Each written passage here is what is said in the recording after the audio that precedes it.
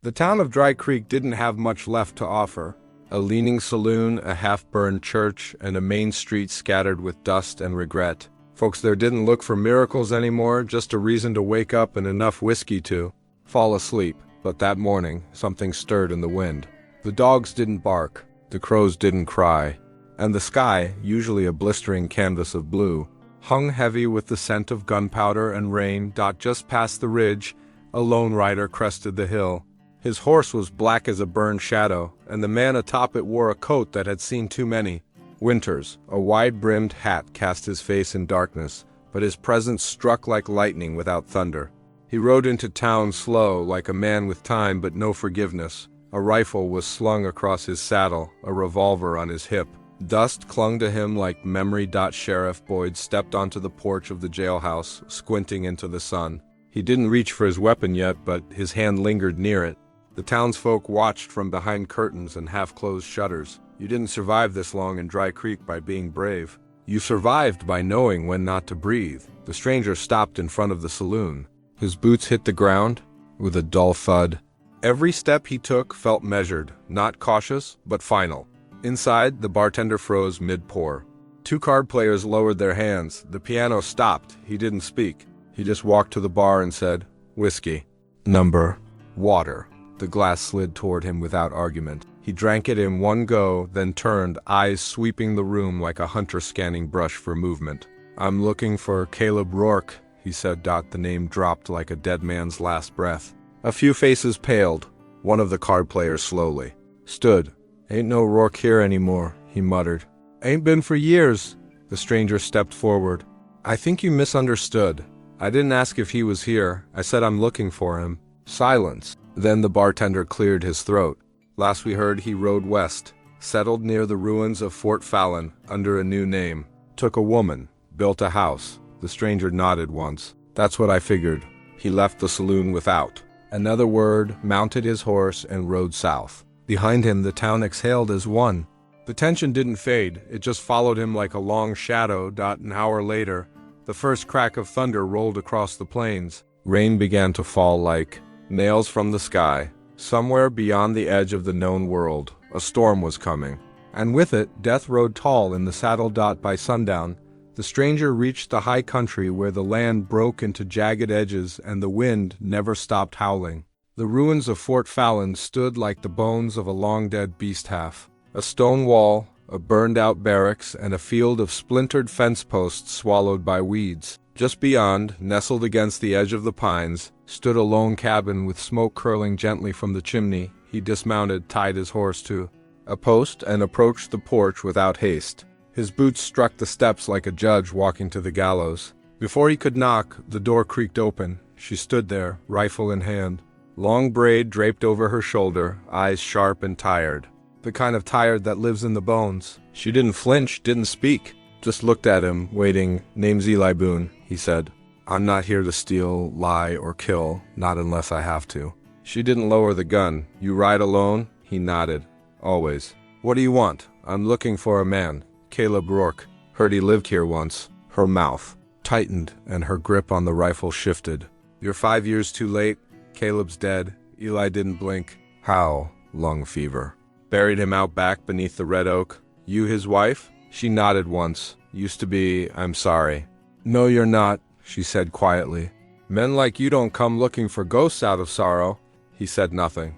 The wind picked up, carrying the scent of rain and pine and something older, gun oil and blood memory. She finally stepped back from the doorway. "You want supper or shelter?" She asked. "Both," he said. "Then leave your gun at the door." He hesitated, then unbuckled the belt and set it carefully on the porch. She watched him with the eyes of someone who had trusted before and paid the price. Inside, the cabin was plain but warm. A fire crackled in the hearth. 2 tin plates sat on the table, one already filled. "I wasn't expecting company," she said, ladling stew into the second bowl. "But I always make too much." Eli sat. "You got a name?" "May Rourke, but most folks call me Widow now." They ate in silence, broken only by the sound of rain tapping on the roof. Eli watched the fire. May watched him. "Why Caleb?" She asked finally. "He was no outlaw. He gave up that life." "He took something from me," Eli said. "Long ago. A man don't just bury that." Then you've come for vengeance? No, just answers. May stared at him a moment longer. Then she stood and walked to a wooden trunk by the hearth. From it she pulled a bundle of letters, yellowed and frayed. He wrote these in the last months. Maybe there's something in them you're looking for?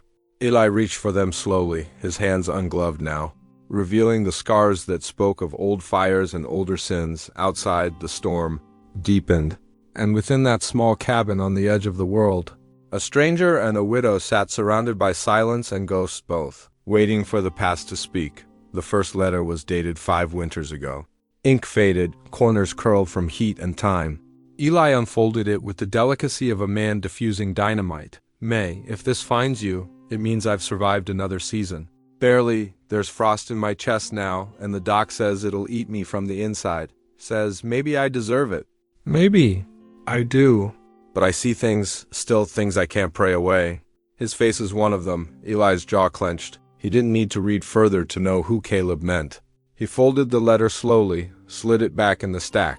The second one, months later, was even harder to read, not just in ink, but in guilt. He came to our camp that night wearing gray, but I knew better. I knew what that badge meant. We should have tied him to a tree. But I let him talk, I let him live. That choice got 3 of our boys killed by morning. He said he wasn't a lawman anymore, but men don't shed the badge easy. I never told Eli Boone the truth, not all of it. By the time he found out, it was already too late. Eli looked up. May was watching him from across the firelight, arms crossed, her face unreadable. Did you know? He asked, voice low. Not until after he died, she said. He started talking in fever. Names, places. Yours came up more than once. Why didn't you burn the letters?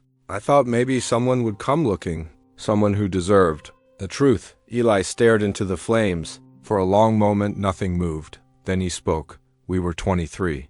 Both of us. Riding recon for the 9th Cavalry outside Mescalero territory. We thought we'd found a deserter camp. Turned out it was a peaceful, band women, children, elders.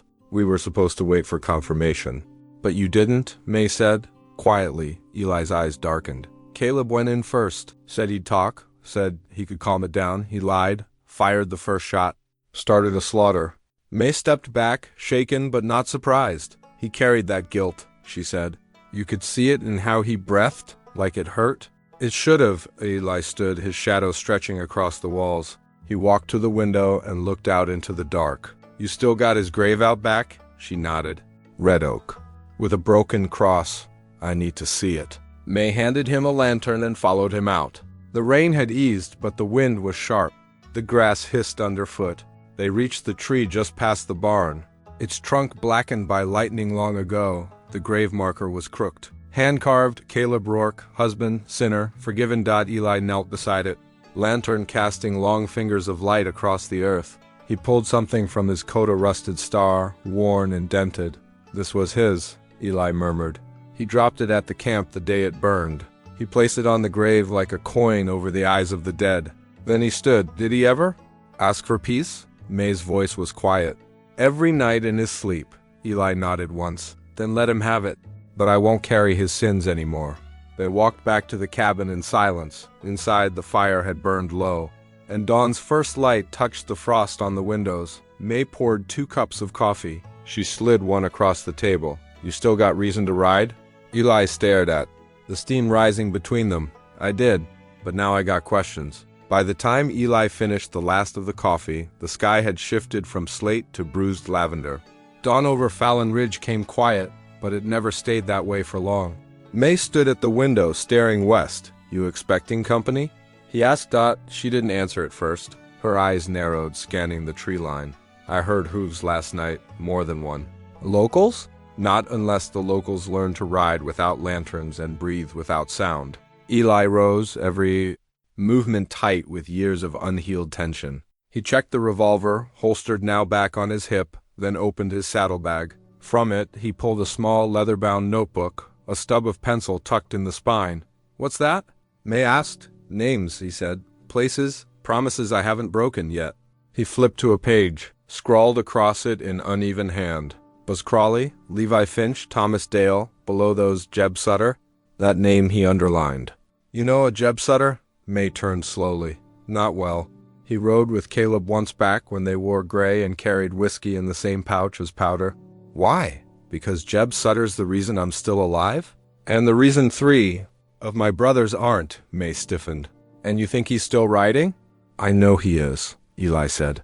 Last letter I got before Caleb vanished said Sutter was gathering men out in Rattlesnake Pass, said he had plans. What kind of plans? The kind that leave towns burning and widows with nothing but bones to bury. May walked to the hearth and stirred the fire with slow, precise movements. If you're going after him, it's 3 days' ride. And you won't make it without someone watching your back. I've ridden longer alone, not against Sutter. Their eyes met. For a beat, silence hung between them like a blade. Then, from outside the sharp, unmistakable cry of a hawk overhead, a warning. May moved to the window again. They're here, she said. Eli stepped to the door and eased it open just a crack. 4 riders crested the ridge, no badges, no banners. But the way they rode shoulders square, rifles across the saddle, purpose in their eyes, told Eli everything. Hired guns, stay inside, he told May. She didn't move. The riders slowed. As they reached the fence, the lead man, tall with sunburnt skin and a smile like rusted wire, dismounted. He tipped his hat lazily. Mornin', he called. We're looking for a fella rode through Dry Creek yesterday.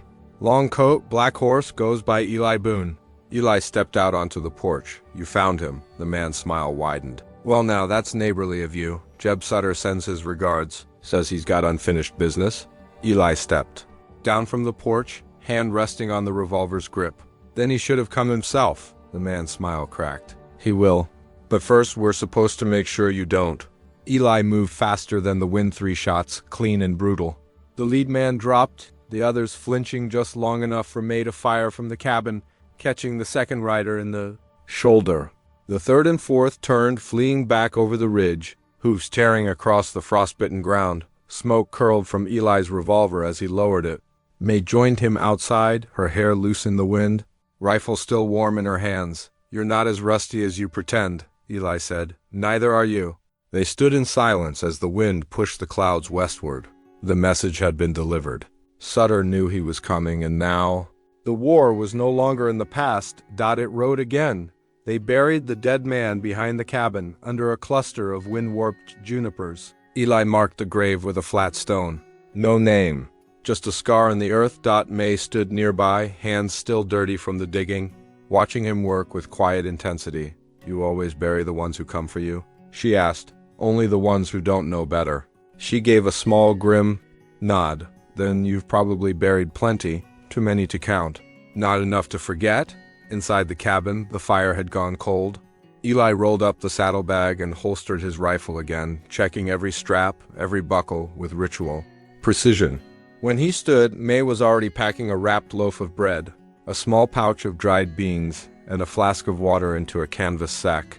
You don't have to ride with me. Eli said, I know, she replied, but I'm coming anyway. He eyed her carefully. Why? Because Sutter cost me something too, she said. Caleb was no saint, but Sutter dragged him back into the dirt after he tried to climb out. She reached behind the mantel and pulled down an old leather holster. Inside it, a worn Colt .36 Navy revolver. He gave this to me the night we married, May said. Told me I'd never need it. Turns out he was wrong about a lot of things. Eli smirked faintly. You know how to use it? She cocked the hammer with a practiced flick. You want me to prove it? I'll take your word. By noon, they were on the trail Eli riding point, May close behind. The land stretched wide and raw before them. Hills burned golden by the sun, shadows trailing long and mean behind every stone. The wind carried the faint scent of sagebrush and ash. They didn't speak much, letting the horses pick their path through the broken terrain. But as they crossed a shallow arroyo, May broke the silence. You ever lose someone that mattered? She asked. Eli's hand tightened on the reins. Yeah, once, before the war. What happened? They died believing I was a better man than I was. May didn't reply right away. Then she said, maybe you are now. Maybe, he muttered, but that don't bring her back. By dusk, they reached the edge of a ghost town called Flint Hollow. The windows dark, the signs faded, the gallows still standing. Eli dismounted, scanning the quiet ruins. We camp here, he said. I'll take first watch. May tethered her horse near the well. Think Sutter has eyes here? He's got eyes everywhere. But he doesn't know we're riding together. That might buy us a night. They made a small fire inside the old sheriff's office, just enough to warm beans and cast shadows. Eli cleaned his rifle while May sat across from him, the light catching the edge of her wedding ring. You ever think about starting over? She asked quietly. Only when I'm bleeding out, he said. She smiled faintly. Maybe it doesn't have to be all blood and ghosts. Eli looked at her for a long moment. Maybe, he said. But first I've got a promise to keep. And, It ends at Rattlesnake Pass. May nodded, stoking the fire. Outside, the desert night deepened. And far beyond the hills, in the black heart of a canyon, Jeb Sutter stood in a circle of men counting bullets, sharpening knives. And waiting for the ghost he thought he'd buried, the fire burned low, flickering against the splintered walls of the old sheriff's office. May slept with her back to the corner, one hand resting on the grip of her revolver. Eli sat at the doorway, rifle across his lap. Eyes fixed on the shadows outside. Flint Hollow was silent now, but Eli knew the kind of silence that came before movement. He'd heard it before. On battlegrounds, in outlaw camps, in churches where men prayed with their eyes open and pistols under the pew. Just before dawn, a boot scraped against gravel. Eli didn't flinch. He simply lifted the rifle and waited. The shape appeared at the edge of the alley, a boy, maybe 12, wearing a coat 3 sizes too large, eyes hollow and sharp. He carried no weapon, but something about him was dangerous. Name's Luke, the boy said, voice thin from hunger. You Eli Boone? Depends. Luke stepped closer, just enough for Eli to see the burn scar curling under his jaw. Sutter sent me. Eli's grip tightened. To do what? Kill me? Deliver a warning? Neither. The boy reached into his coat slowly and pulled out a folded piece of paper. He wants you to read this. May stirred behind him as Eli took the letter. The paper was stained and dusty. The handwriting was jagged, like it had been carved, rather than written. Boone, you were always too stubborn to die and too proud to kneel. I figure you're coming, same as always, slow, deliberate, full of ghosts, that's fine. Just know this, I ain't hiding. I've built something out here. Something bigger than bullets or laws. You come, you won't be chasing revenge. You'll be charging a goddamn army. And if you bring the widow, I'll put her in the ground first. Sutter. Eli folded the letter slowly. You read it? Luke nodded. Then you know I'm not turning back. I didn't think you would. Where is he? Camped at Widow's Bend. 60 men, maybe more. Got a preacher too, real fire and brimstone type. They're calling themselves the Redemption Company now. Think they're gonna clean the West. Eli looked back at May. She was awake now, face unreadable. I told you this wouldn't be easy, she said. He nodded. Easy's never been on the trail. They fed Luke a strip of jerky and a cup of coffee. He ate like someone who didn't trust the food not to vanish. You gonna stay with Sutter? Eli asked. The boy wiped his mouth. Didn't say I was with him. Just said he sent me. May handed Luke a blanket. Get some rest, we ride at dawn. That morning, as the sun bled across the canyon rim, the 3 of them saddled up and rode west. Dust curled around the hooves. Every mile they traveled felt like stepping deeper into a grave that hadn't yet been dug, and behind them, the ghost town of Flint Hollow watched them go, its gallows creaking gently in the wind like a dead man swinging for sins yet to be punished. By midday, the land had turned mean, the scrub thinned into red rock and bone-dry gullies. Wind carved along the ridgelines like a knife, and vultures circled high above lazy spirals that knew something below would die soon. Eli, May, and Luke rode single file down a ravine called Blood Creek Crossing, named for the ambush that happened there 10 years back when Union deserters got gunned down by the very scouts who led them in. Luke knew the stories. They say the creek ran red for 3 days. May glanced at the cracked bed of dust and stone beneath their horses. It doesn't even hold water now. Doesn't have to, Eli muttered. Blood sinks deeper than water ever could. At the halfway point, Eli slowed his horse. Something was off. The silence felt ... Watch. He raised a hand. May stopped. Luke followed suit, every muscle tense. A shadow shifted behind a boulder. Eli swung down from the saddle in one motion. Rifle, ready. Show yourself. 2 figures emerged from the rocks, dusty, sunburnt, but armed.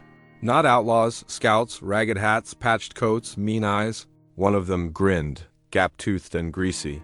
You Boone? The man called. I am.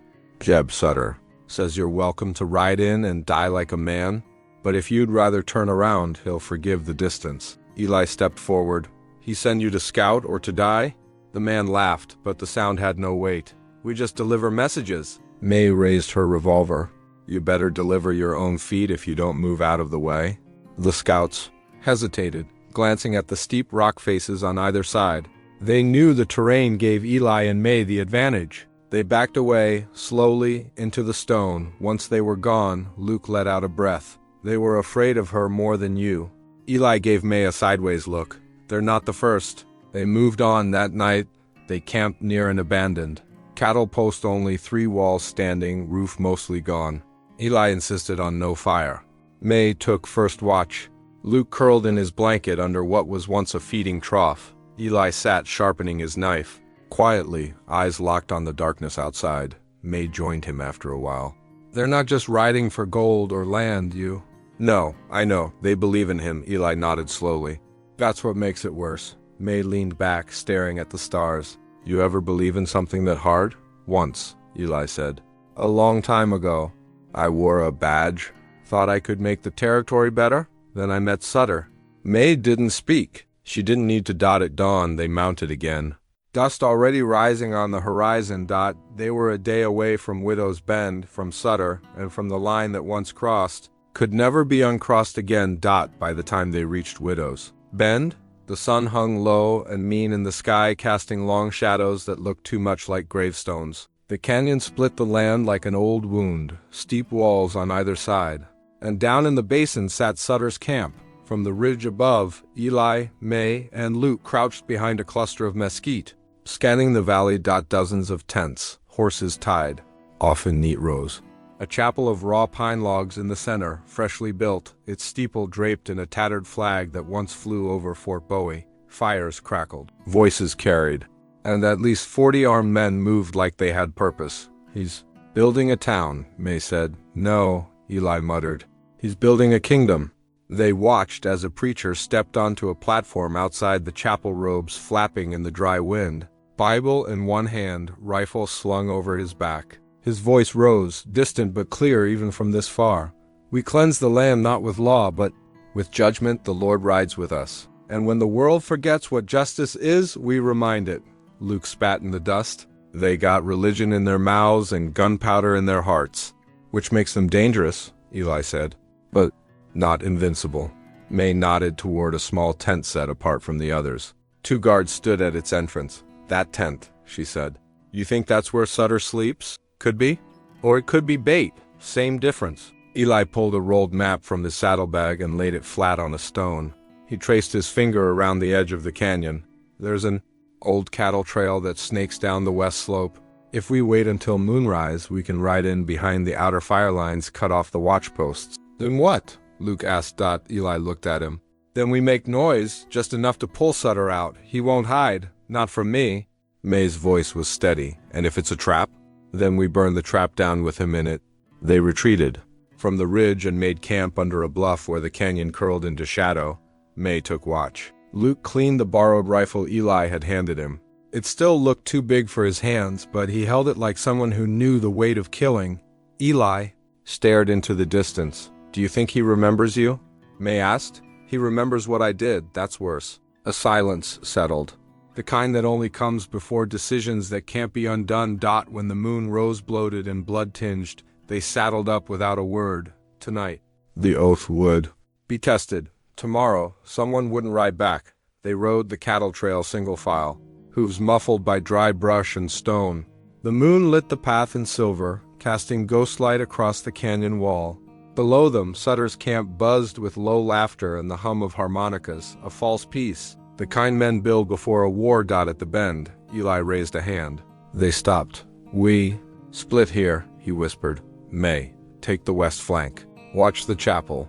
Luke circled behind the stables. "Cut the lantern ropes when you see my signal." May frowned. "What signal?" Eli smiled cold. "Gunfire." She shook her head.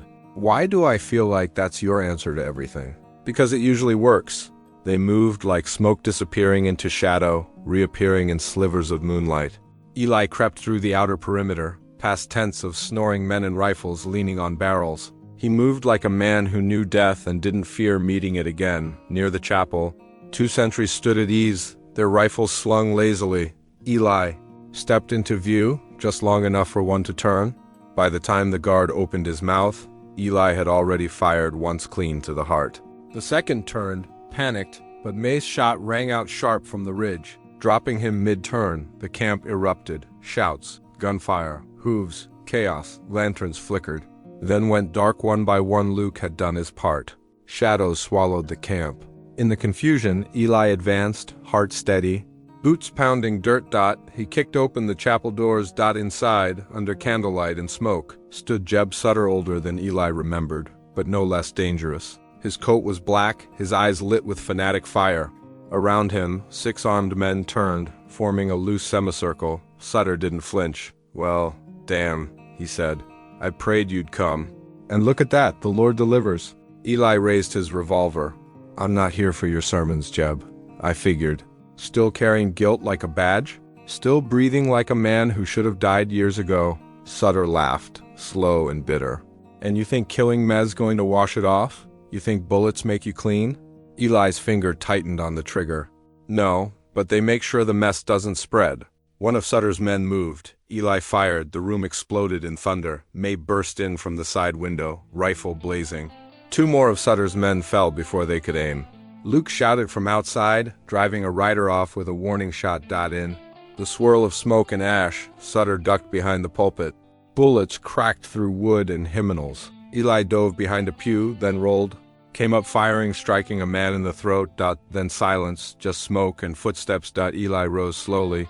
Sutter stood in the center aisle now, bleeding from the shoulder, but smiling. In one hand, a knife. In the other, a torch. "You want justice?" he said, voice a rasp. "Then let the fires judge us both." He dropped the torch at his feet. The dry pine floor caught like kindling. Flames leapt, instantly eating shadows. Licking walls, roaring toward. The roof beams. May screamed, "Eli out!" But Eli didn't move. Not yet. He stepped toward Sutter through fire and heat and said one word. "Remember." Then came the sound of a single shot, and the steeple cracked like the sky splitting open. The flames clawed skyward, turning the chapel into a furnace of screaming wood and swirling smoke. Eli staggered through the doorway, dragging Sutter's lifeless body by the collar.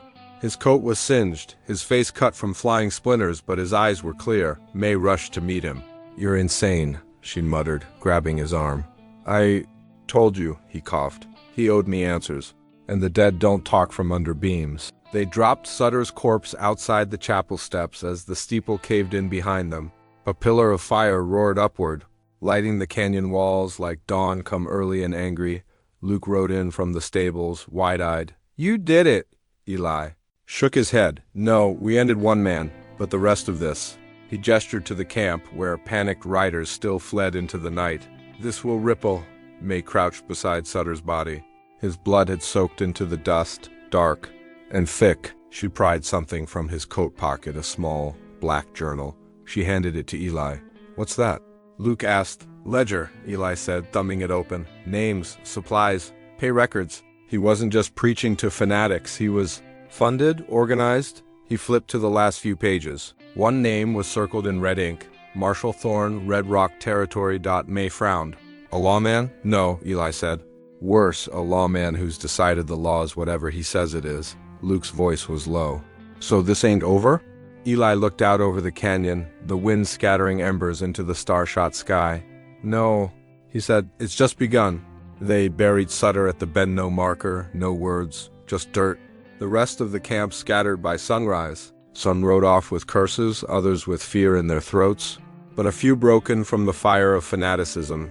Just sat in the dirt and wept. May found Eli sitting by the smoldering chapel ruins, sharpening his knife. "What now?" she asked. Eli stared at the blade. "Now I find Marshal Thorne, and whoever else was feeding Sutter bullets and scripture." "You don't have to do this alone." He looked up. "You offering to ride with me?" "I'm offering to keep you from dying stupid," she said. "There's a difference." Eli managed a half smile. "Close enough." Luke approached then, holding his rifle awkwardly. "If you don't mind," he said, "I got nowhere else to be, and I shoot straighter than I look." Eli stood, dusted ash from his coat, and looked at the two of them. "I came to kill a man," he said. "But I think we just declared war." They turned west as the sun rose, riding out of Widow's bent 3 figures in the light of burning. Justice, leaving ashes behind and carrying the weight of something bigger than vengeance, something like purpose. 2 days west of Widow's Bend, the desert turned cruel. The land flattened into bone-white flats, and heat shimmered like ghosts rising from the earth. They passed no towns, no trees, just silence and buzzards high above. Eli, May, and Luke rode in shifts, resting under what little shade the rocks allowed, sharing water by the ounce. On the third morning, they reached a crossroads. A single signpost stood crooked in the sand, its arrow pointing north to Red Rock territory. Someone had carved a symbol into the wood, a seven-pointed star with a bullet hole through the center. Eli dismounted and ran his fingers over it. Marshal Thorne's mark, he said. He started using it after the war, to let people know whose land they were riding into. May spit into the dust. He ever wear a badge? He used to, Eli said, before he realized fear worked better than law. They rode north. By dusk, they came upon the outskirts of a mining camp. Tin shacks and rusted tools, men moving slow with pickaxes, their faces hollow and caked in grit. No one smiled. No one spoke. It was the kind of place where the sun went down and bad things crawled out of tents. Luke leaned close to Eli. We stopping here? Eli nodded. We need information. And a fresh horse. They tied up outside a cantina that looked like it had been punched together out of spare parts. Inside, smoke hung low and music played slow off key and tired. A few men looked up, but no one challenged them. Eli approached the bar. We're looking for someone who knows Marshal Thorne. The bartender, a wiry man with a face like worn leather, wiped his hands on a rag and raised one brow. Depends on who's asking, Eli set a silver coin on the counter. Let's say a friend of his enemies. The man didn't touch the coin. Then I'd advise you ride the other direction. Folks who come sniffing after Thorne end up feeding the crows. I ain't sniffing, Eli said calmly. I'm hunting. A silence followed, then the bartender leaned in. Word is Thorne's setting up a tribunal outside Red Rock proper. Claims it's for order, but we all know what it is, an execution platform with fancy words. May folded her arms. Who's he planning to hang? First name on the list is a preacher from the Redemption Company. Second is a prospector who found gold and didn't share. Third, he hesitated. Is a woman. Widow of one of Sutter's lieutenants. Real young, real scared. Eli's jaw tightened. He's cleaning up loose ends? That'd be my guess. Luke whispered. He's trying to erase everything connected to Sutter. And we're next, Eli muttered. They left before nightfall. Back on the trail. The wind picked up, hot and dry as judgment. As the last light dipped behind the mesas, May asked, You still think this is about justice? Eli's eyes stayed fixed on the horizon. No, he said. This is about control. Thorne wants to write the story of the West. Burn the parts that don't fit. May's voice was firm. Then we give him a new ending. Luke pulled his scarf up over his mouth, eyes gleaming. Yeah, let's make sure he hears it coming. They rode on into the night toward Red Rock, toward the gallows, and toward the man who thought the West belonged to him. Red Rock rose out of the canyon like a scar.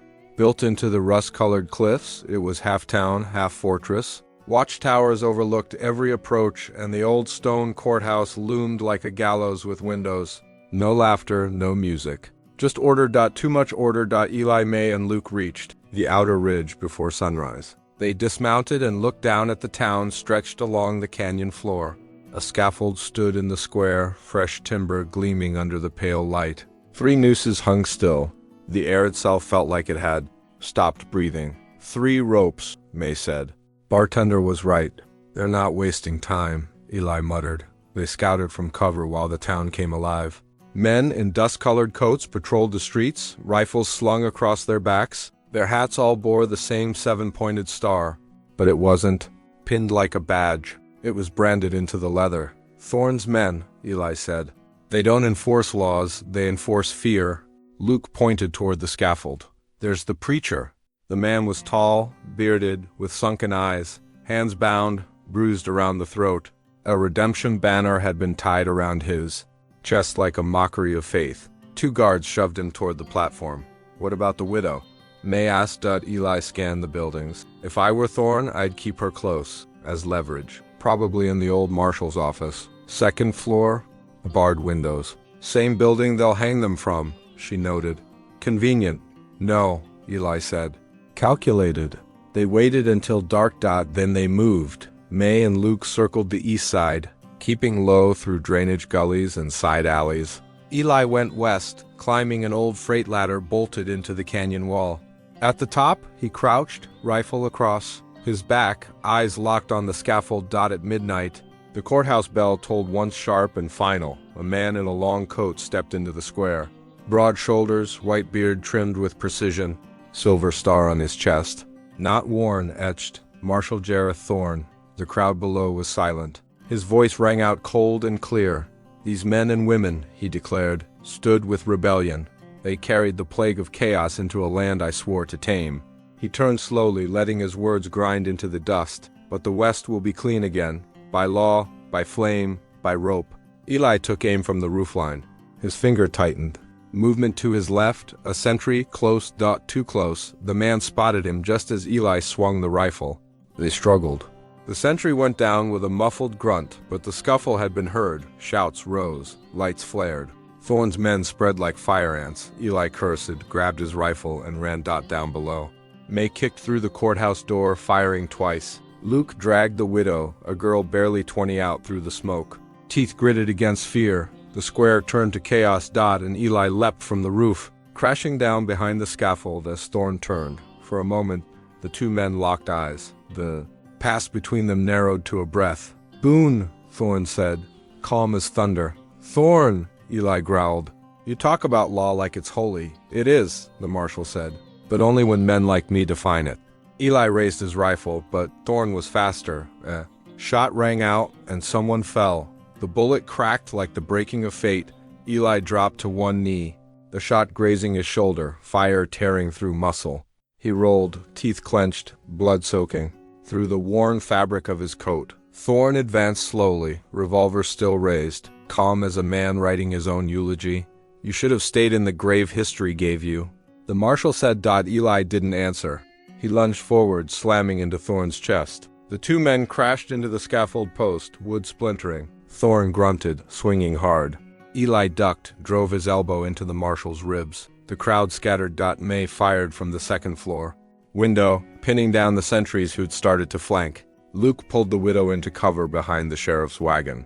Firing wildly with shaking hands, the preacher, still bound, crawled toward the gallows steps. Eli and Thorne grappled in the dirt. Years of rage poured into fists. Bones cracked. Boots slid in blood. Thorne tried to rise. Eli struck again. The old lawman's hat flew off, revealing a scar that carved like lightning across his scalp.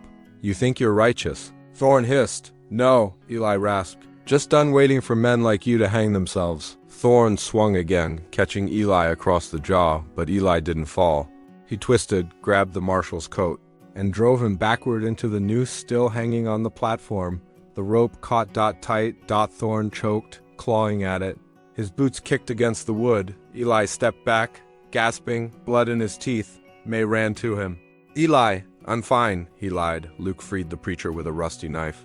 The man fell into the dirt and began to weep, not from pain, but relief. The widow sobbed into Luke's chest. Hands trembling, the town began to shift. Doors opened. Miners, merchants, townsfolk stepped out, eyes wide. Some dropped their weapons. Others knelt, and some just stared, like they'd woken from a long dream filled with sermons and smoke. Eli looked up. Thorne hung limp, now still. The rope creaked with the wind. For once, the gallows had done something honest. By sunrise, the fire had burned out. They'd buried their dead and freed those who'd been caged. The preacher left town, still clutching his ruined Bible. The widow rode east, tears trailing like threads in the wind. Luke packed his rifle and stayed. Eli stood by the scaffold steps, shoulder bandaged, hand resting on his holster. May came too. His side. "You look tired," she said. "Justice weighs more than revenge," he replied. "What now?" Eli looked west, toward more broken towns. More men like Thorne. He didn't smile, but something in him, something hollow, felt less empty. "We keep riding," he said, one oath at a time. They left Red Rock before the next noon bell, the dust of judgment still clinging to their boots. The wind was sharp that morning, like it had something to say and didn't care who bled listening. Luke rode slightly ahead, rifle strapped to his back, eyes always moving. May rode beside Eli, silent but steady. Eli's shoulder ached from the wound, but he didn't complain. pain, he'd learned, was proof you were still part of the story. They rode south through a dry pass known only to smugglers and outlaws. The land there didn't keep maps. It kept secrets. Where to now? Luke asked, finally breaking the silence. There's a man near Devil's Hollow, Eli said. Name's Harlan Grieve. He ran guns to Sutter, supplied Thorne's tribunal. May frowned. Another killer hiding behind. Trade? Eli nodded, but worse. He profits off blood and claims he's clean. Luke spit into the dust. I hate men like that. Eli smirked. Then you're going to enjoy this part of the ride. They reached Devil's Hollow by nightfall 2 days later. It wasn't a town so much as a scar with buildings. Half-dug mine shafts, whiskey shacks, and one 2-story saloon lit by oil lanterns and sign. Men lounged on porches with shotguns across their laps. Women stared out from behind broken windows. And at the far end of the street, a warehouse with steel doors guarded by 2 men in fine coats. Grieve's den. Eli muttered. Subtle, May said. They didn't approach in daylight. They waited until the moon rose and the town drowned in its own whiskey. Then they moved. Eli and May circled from the rear while Luke created distraction. 2 well-timed shots in the air from behind the water tower sent half the guards running toward shadows. Eli pressed his back to the side of the warehouse. Once we're in, we find the manifest. Names, ledgers, something that ties Grieve to the hangings. And if we find him instead? May asked. Eli checked his revolver. Then he answers to more than paper. Inside the warehouse was cluttered with crates of rifles, barrels of powder, and a vault half open with silver coins stacked like tombstones. Eli grabbed a ledger off a desk and flipped through. There it was. Sutter -30 rifles Thorne. 40 gallows ready rounds Redemption Co. 5 crates, marked hymnals. May let out a breath. Enough to bury a county. Then came the sound of boots. Grieve entered, flanked by 3 guards, gold ring on every finger, voice oiled with false charm. Well now, if it isn't the ghost of Boone come crawling into my cellar. Eli stepped forward. You sold bullets to men who murdered the law and wore it like a crown. Grieve shrugged. I sell to whoever pays first. Justice ain't part of the receipt. Maybe not, Eli said, raising his revolver. But sometimes the invoice gets settled in lead. The shootout was short. Eli shot true. May dropped 1 guard before he even drew. Luke entered through the rear and clubbed the last man with the butt of his rifle. Grieve didn't die quick. Eli made sure he saw the fire in the ledger before the bullet took him. By morning, Devil's Hollow had no more war stock. Eli and May burned the warehouse to the ground while Luke watched the sunrise. What next? He asked. Eli stared into the fire. There's more. Always more, May added. They saddled up and rode on, smoke trailing behind them like the ghosts of everyone they'd buried. 3 days beyond Devil's Hollow, the land shifted again, flatter, wider, lonelier. The hills softened and the color bled from the dirt until everything turned the color of old bone. Wind here carried no songs, just grit and memory. They came upon a place marked only by whispers. Larkspur Station. It wasn't on any map. Just a few buildings slumped together in a valley, hiding from time. A church without a bell, a schoolhouse without children, and a railway depot long abandoned. Its tracks eaten by rust and weeds, but someone was still here. Smoke from a chimney, boot prints. In the dust, and eyes watching. Inside the depot, a man waited. Old, thin, eyes sharp as broken glass. Boone, he said without surprise. Took you long enough. Eli stepped forward, cautious. Elias Creed. Last time someone called me that, the old man said. I was wearing blue and bleeding in Tennessee. Creed had once been a war captain, and later a gunrunner, and then a smuggler of secrets. But mostly, he'd been what people like Sutter, and Thorne relied on when they wanted their enemies gone quietly. Eli tossed the burned remains of Grieve's ledger onto the table. You're the last name on this. Creed barely looked at it. You burned the rest? No, May said.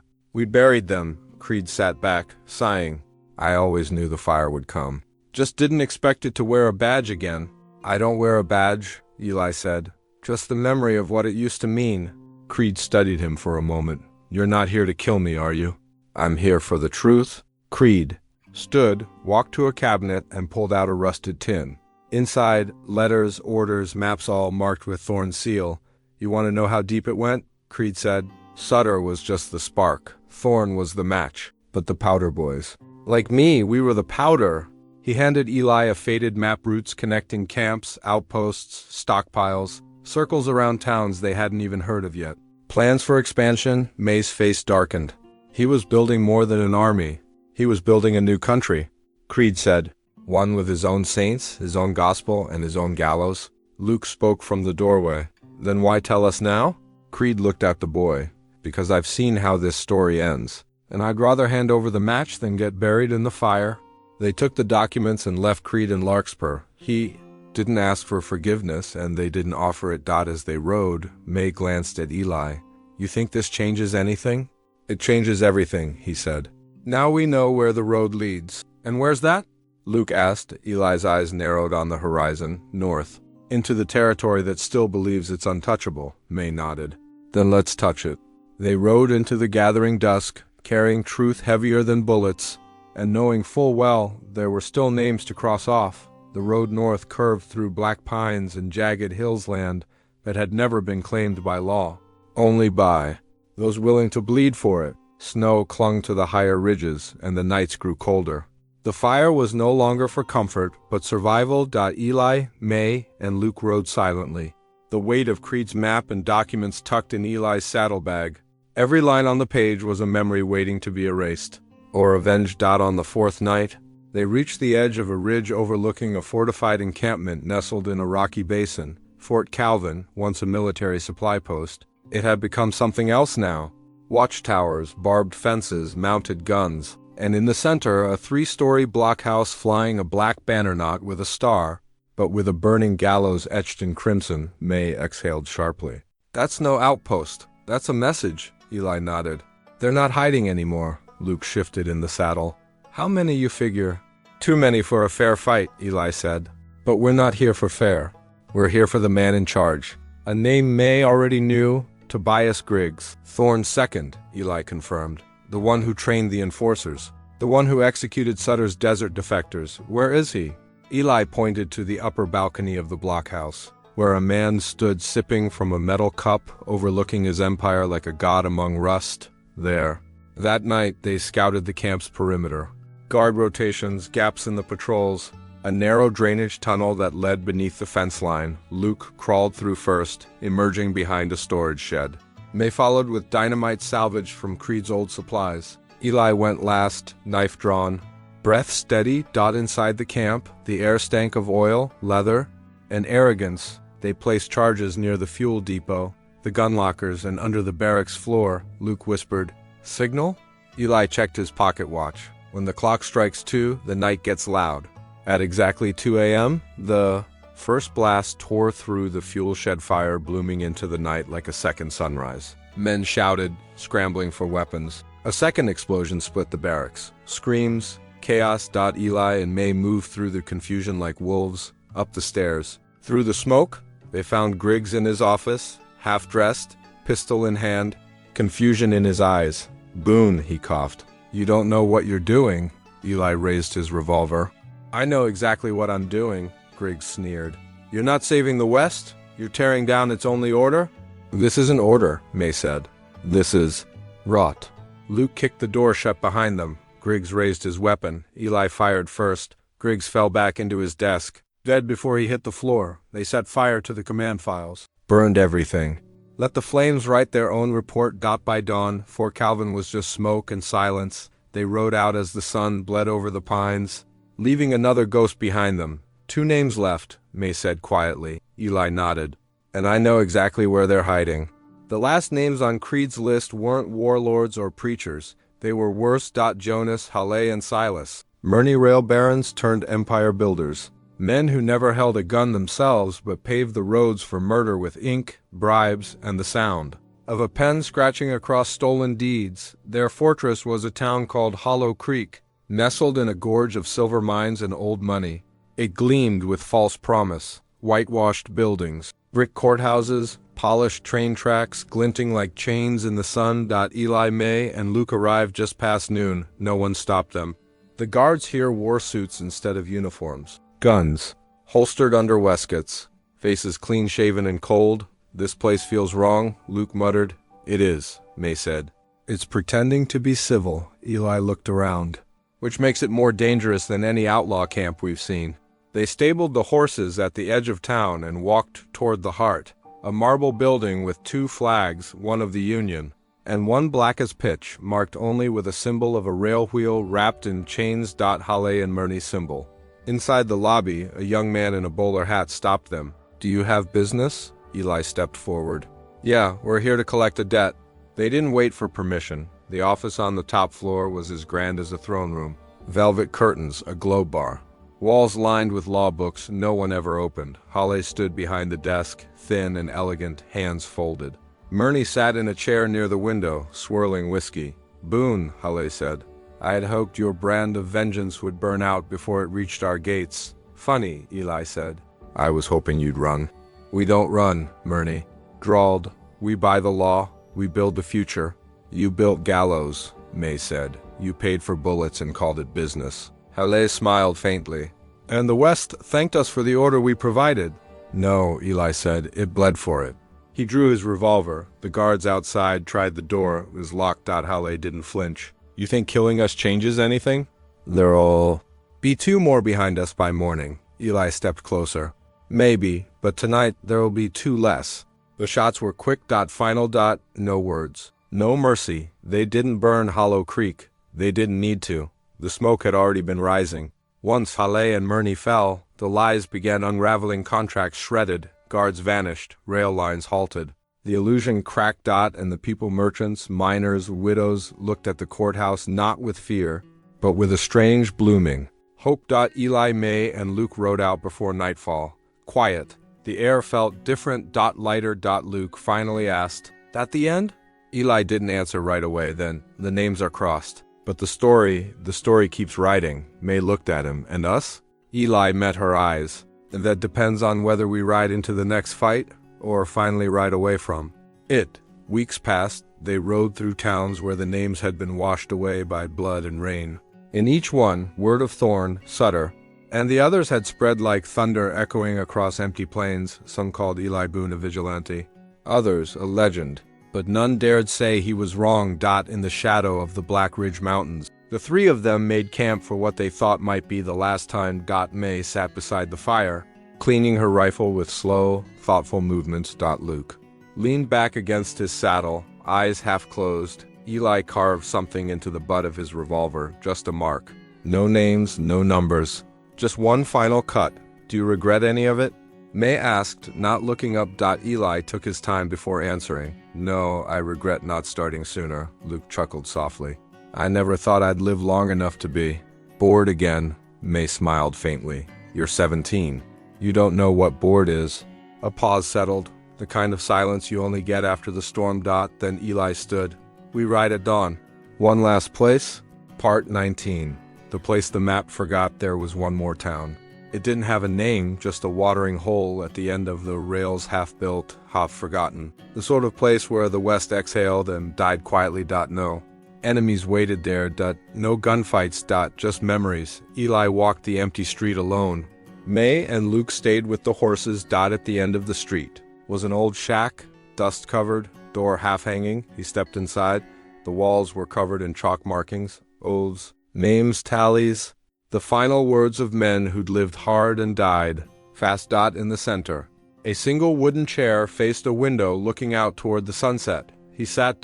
And for the first time in decades, he set his guns down on the table. May entered an hour later.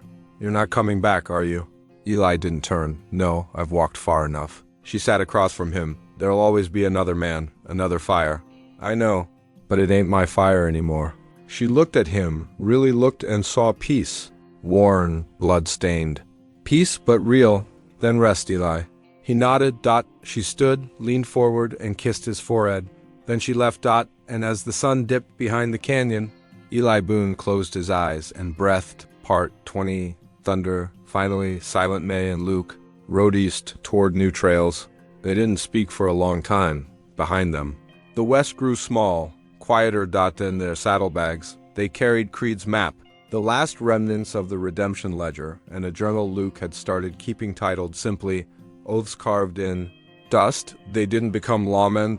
They didn't build towns, but every time they heard whispers of greed, violence, or names that wore power like a crown. They showed up, not as ghosts, but as warnings, and somewhere, in a nameless shack beneath a western sky, the wind still carried the name Boone like a final promise, not of justice, not of revenge, but of peace hard-earned and never forgotten.